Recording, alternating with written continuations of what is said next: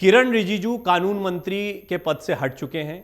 अर्जुन मेघवाल को उनकी जगह पर नया कानून मंत्री बनाया गया है। अब सबके जहन में सवाल आ रहा है कि आखिर ये कदम क्यों उठाया गया है। किरण रिजिजू बड़े मुखर रहे, खासतौर पर सोशल मीडिया पर और ट्विटर पर तो वो एक के बाद एक कई ट्वीट्स करते रहते थे। उनके बयान खासे चर्चा में रहते थे। कई कार्यक्रमों में जब वो जाते थे तो न्यायपालिका और सरकार इनके बीच जो बातें कहते थे और उनका जो स्टैंड था उसको लेकर कई बार सवाल खड़े हुए। ये भी कहा गया कि न्यायपालिका और किरण रिजिजू आमने सामने खड़े रहते थे। खैर, ये इस पर कई सारी बातें होती रही हैं, लेकिन कारण क्या रहा होगा, किरण रिजिजू को हटाए जाने के मायने क्या हैं, ये टाइमिंग किस तरीके की, ये सारी बातें जानने के लिए सुमित अवस्थी जी, वरिष्ठ पत्रकार, मेरे साथ इस वक्त मौजूद हैं। सुमित जी, स्वागत है आपका। सुमित जी, एक सवाल जो सबके जहन में आ रहा है वो यही है कि ये टाइमिंग, एक तो अभी इस वक्त पर किरण रिजिजू को क्यों हटाया गया? ये अचानक से लिया हुआ फैसला है या कोई इसकी खास वजह है? देखिए, अचानक तो नहीं होना चाहिए। वजहों का वक्त के साथ पता लगेगा, असली वजह क्या है। अभी हम केवल स्पेकुलेट कर रहे हैं या यहाँ वहाँ की खबरें जो सुन रहे हैं या रिपोर्टर से जो फीडबैक मिल रहा है उसके हिसाब से बात कर सकते हैं। दो तीन चीज़ें, अचानक हुआ, बिल्कुल ठीक बात है। जैसी खबर आई हम सब लोग उम्मीद कर रहे थे कि कर्नाटक की मुख्यमंत्री की खबर कब आने वाली है, ऑफिशियल ब्रीफिंग कब होने वाली है। खबर उल्टी आ गई कि राष्ट्रपति भवन से अधिसूचना जारी हो गई सीधे कि पोर्टफोलियो चेंज हो गया है। किरण रिजिजू को अर्थ साइंसेज में भेज दिया गया, भूविज्ञान में, भूगर्भ विज्ञान में, और इनको मेघवाल साहब को लॉ मिनिस्टर बना दिया गया। दो चीज़ें जो मुझे तुरंत समझ में आई, जो मेरा पहला ख्याल आया कि एक तो मेघवाल साहब आईपीएस अधिकारी रहे हैं। मेघवाल साहब का एकेडमिक करियर बड़ा शानदार है, एलएलबी भी है वो, ये मुझे बाद में पता लगा, उसके पहले नहीं पता था।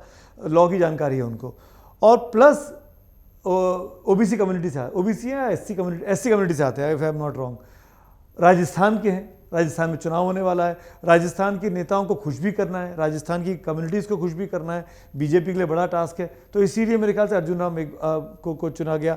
किरण रिजिजू को क्यों हटाया गया, तो मुझे एकमात्र चीज़ जो समझ में आती है प्रवीण, वो ये कि किरण के जो बयान आ रहे थे सुप्रीम कोर्ट के जजेस के अपॉइंटमेंट को लेके, कोलिजियम सिस्टम को लेकर के, वो कहीं ना कहीं सुप्रीम कोर्ट के बड़े जजेस के गले नहीं उतर रहे होंगे। उनको लगता होगा, एक तो उम्र का अंतर कि भाई सुप्रीम कोर्ट का जज है जिसके पास 50 साल का अनुभव है, तब जाके वो 60 साल की उम्र में जज बनता है। एक ऐसा लॉ मिनिस्टर जिसकी उम्र भी 40 साल है, 45 साल है, और जो उसके पास लॉ के नाम पर सिर्फ लॉ की डिग्री है लेकिन कभी लॉ के नाम पर तो प्रैक्टिस भी नहीं की, उसको उसके कमेंट आना, फिर वो ये कहना कि यहाँ तक उन्होंने कह दिया था एक बार कि भाई जजेस लोग जो अपना अपॉइंटमेंट करते हैं ना, अपने भाइयों का, अपने भाई और रिश्तेदारों का चयन कर लेते हैं। इस तरह होते होंगे ऐसे, मैं कहीं नहीं कह रहा किरण ने गलत कहा, पर एक मंत्री होने के नाते, लॉ मिनिस्टर होने के नाते पब्लिक डोमेन में इस तरह की बातें करना, चिट्ठी लिख देना, पब्लिक मंचों पर बोलना, तो वो तनाव तो दिख रहा था लॉ मिनिस्टर के बीच और जजेस के बीच में, तो वो एक वजह हो सकती है। अब मैं जिस टाइमिंग की बात कर रहा था, हम देख रहे हैं कि एक पॉलिटिकल डेवलपमेंट बिल्कुल अलग किस्म का देश में माहौल देखने को मिल रहा है। खासतौर पर कर्नाटक चुनाव, आपने खुद भी जिक्र किया कि सभी इंतजार कर रहे थे।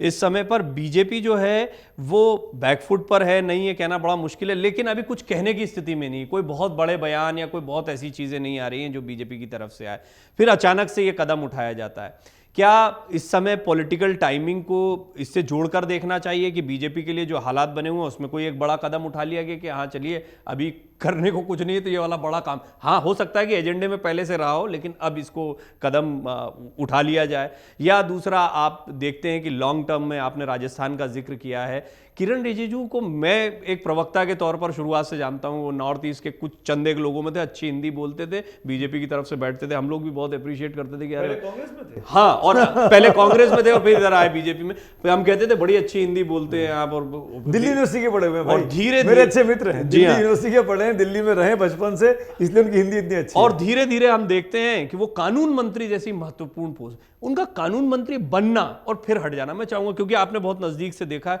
वो थोड़ा सा समझाएं और इस टाइमिंग के बारे में बताएं। देखिए, किरण को जब बनाया गया लॉ मिनिस्टर तो किरण को भी नहीं पता था, उसके लिए भी बड़ा, मतलब उनके लिए भी बड़ा सरप्राइजिंग था कि इतना बड़ा पोर्टफोलियो उनको दे दिया गया।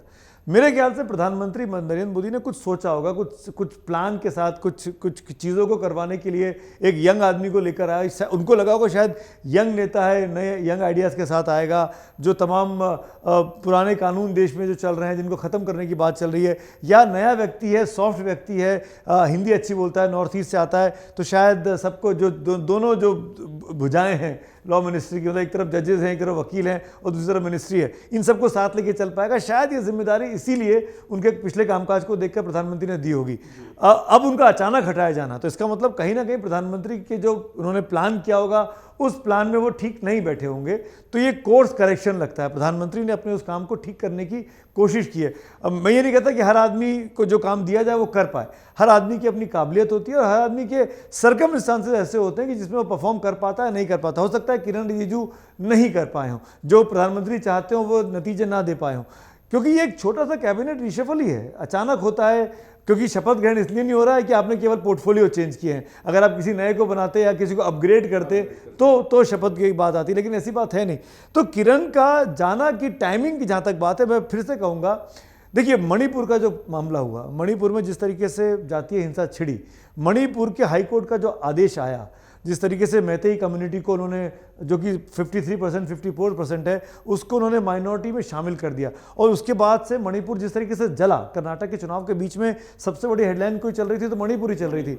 न जाने कितने सैकड़ों लोग मारे गए, कितने हज़ारों लाखों ने अपने घर छोड़ दिए, कितनों को वहाँ से इवैक्यूएट कराया सेना को लगाना पड़ा, ऑल दोस्त थिंग। इन सब के गृह मंत्री अमित शाह को आके दिल्ली में बैठकें करनी पड़ी, प्रचार छोड़कर अपना आए कर्नाटक का।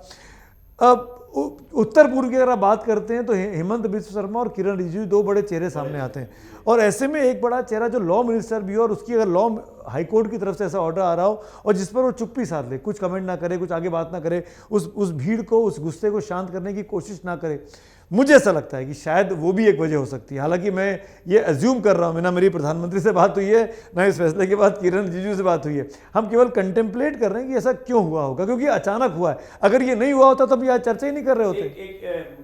एक बहुत ही महत्वपूर्ण बात और मैं आपसे जानना चाहता हूं, क्योंकि ये जो मामला आया इसके बाद में इस पर सवाल, ये कोई नया सवाल नहीं है।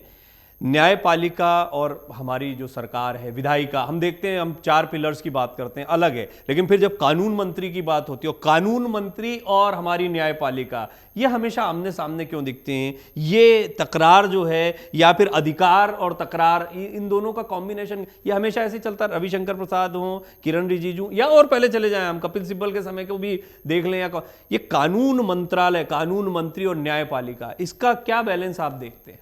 देखिए, मेरा ये मानना है कि इन दोनों के बीच बैलेंस तकरार के साथ ही हो सकता है, और होना भी चाहिए। लोकतंत्र की ताकत ही यही है। अगर दो पिलर आमने सामने अपने अधिकारों को लेकर जब बहस करेंगे, मंथन करेंगे, तभी तो अमृत निकल कर आएगा। अगर ये इसकी बात मान लेगा, वो इसकी बात मान लेगा, तो हम वो सेटिंग वाला शब्द इस्तेमाल करेंगे कि सेटिंग चल रही है दोनों के बीच में। तो वो तकरार होना, अपनी बात मनवाने की कोशिश करना, वो जायज़ है। पर जिस तरीके से कोलिजियम सिस्टम को लेकर किरण रिजिजू ने एक स्टैंड ले लिया था कि कोलिजियम सिस्टम फ्लॉज है, जजेस ही क्यों जजेस की नियुक्ति करते हैं, क्यों नहीं उसके अंदर राजनेताओं की एंट्री होनी चाहिए, क्यों नहीं उसके अंदर न्यूट्रल पक्षकार होने चाहिए, जो जजेस का अपना CV बायोडाटा देखें, उनकी कॉन्फिडेंशियल रिपोर्ट देखें और फिर वो रिकमेंड करें नाम को। इस पर बहस चल रही है। NJAC जो बना था वो इसी चीज़ की वकालत थी कि भाई जजेस की नियुक्ति जजेस नहीं करेंगे, जुडिशियल अपॉइंटमेंट कमीशन करेगा, और उस पर सभी राजनीतिक पार्टियां एक रहे हैं, लेकिन जजेस नहीं हैं। मैंने DY चंद्रचूड़ का, चीफ जस्टिस का एक बहुत बड़ा इंटरव्यू देखा, I think India today conclave में थे वो, और उसमें उन्होंने कहा कि किस तरीके से हम लोग सेंसिटिव होते हैं किसी को जज को अपॉइंट करने को लेके। उन्होंने अपनी बातों को बहुत तथ्यपूर्ण तरीके से, तर्कपूर्ण तरीके से रखा, जो शायद हम बाहर बैठ के जो जुडिशरी के लोग नहीं हैं उनको लगता है कि जजेस को बना लेते हैं। पर जिस तरीके से उन्होंने समझाया कि हम एक एक फाइल में लेने में, एक एक नाम को क्लियर करने में कितना वक्त लगाते हैं, हमारे पास जो रिपोर्ट्स आती हैं, इंटेलिजेंस की रिपोर्ट होती है, पुलिस की रिपोर्ट होती है, स्थानीय लोकल जो बार होता है उसकी रिपोर्ट होती है, तो इसका मतलब हम केवल अपना मनमर्जी नहीं कर रहे, हम उन रिपोर्ट के बेसिस पर किसी जज का अपॉइंटमेंट या ट्रांसफर या प्रमोशन तय करते हैं। ये चीज़ें सुनकर लगा कि नहीं, वो सिस्टम भी ठीक है, इस पर बहस होने की ज़रूरत है। ये ऐसा मुद्दा है कि जजेस का अपॉइंटमेंट कैसे हो, दुनिया के बाकी मुल्कों में कोलिजियम सिस्टम नहीं है, हमारे देश में ही है, ये 80 से चला आ रहा है, उसके पहले ऐसा नहीं था। पहले जो सरकारें अपॉइंट कर देती थी, फिर कोलिजियम सिस्टम बना, फिर कोलिजियम में जजेस अपॉइंट करने लगे। ये एक बड़ी बहस है।